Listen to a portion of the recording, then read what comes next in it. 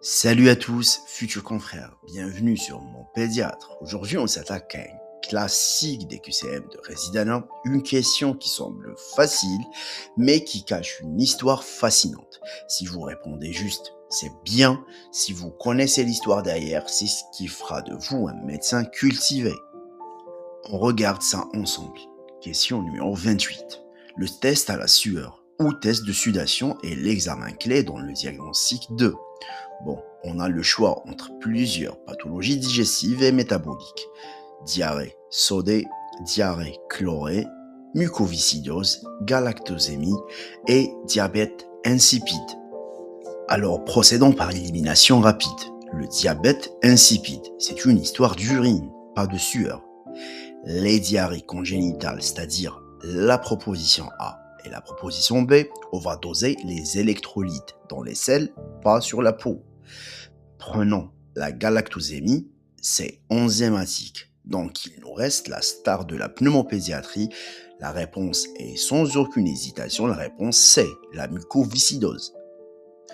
Mais attendez, ne quittez pas la vidéo maintenant, car voici la pépite du jour. Vous savez que ce test dose le chlore dans la sueur positive, c'est supérieur à 60 millimoles par litre, mais saviez-vous que le diagnostic de cette maladie se faisait bien avant l'invention de la médecine moderne? Welsh cite un vieil adage du folklore scandinave. Malheur à l'enfant chez qui un baiser sur le front a un goût salé. Il est ensorcelé et doit bientôt mourir. En 1606, le médecin espagnol Alonso Ruiz rapporte que les doigts passés sur le front d'un enfant ensorcelé ont un goût salé. Rogers, dans son almanach de 1857, écrit « L'enfant mourra bientôt dont le front embrassé et salé ».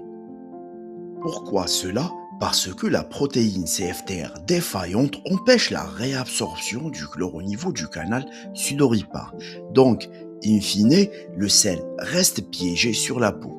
Donc, on pourra dire que ces mamans du Moyen-Âge faisaient de la biochimie moléculaire sans le savoir, juste en embrassant leur nourrisson. Donc, retenez bien, la réponse c'est mucoviscidose et le signe clinique historique, c'est le front salé. Alors pour ceux qui veulent aller plus loin que le QCM et voir concrètement comment se déroule un test à la sueur, j'ai déjà consacré une vidéo entière à la pratique du test à la sueur sur cette chaîne. On se retrouve très vite pour la prochaine question. Ciao.